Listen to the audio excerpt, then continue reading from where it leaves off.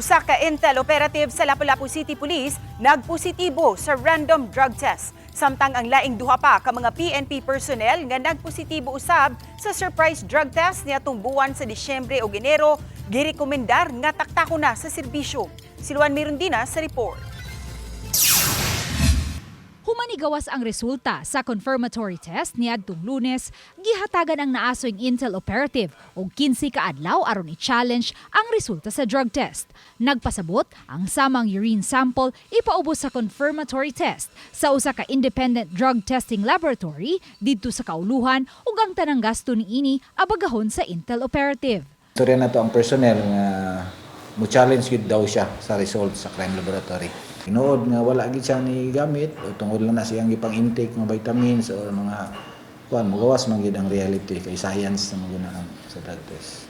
Kung mapamatud-an sa naisgutang intel operative nga wa siya maggamit og gidiling drogas base sa resulta unya, wala siya'y atubangong kaso. Apan kung positibo gayod, isunod usab dayon ang pre-charge investigation.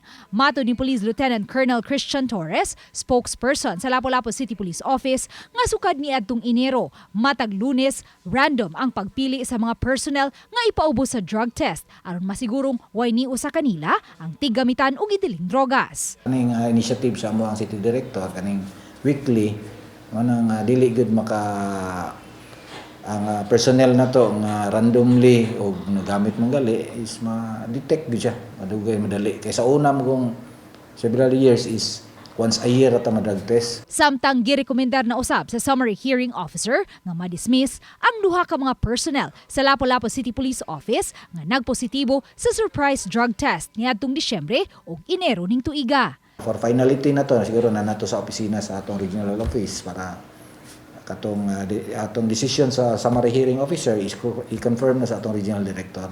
Kaya maka-dismiss sa ka police is ang ato ang mga regional director.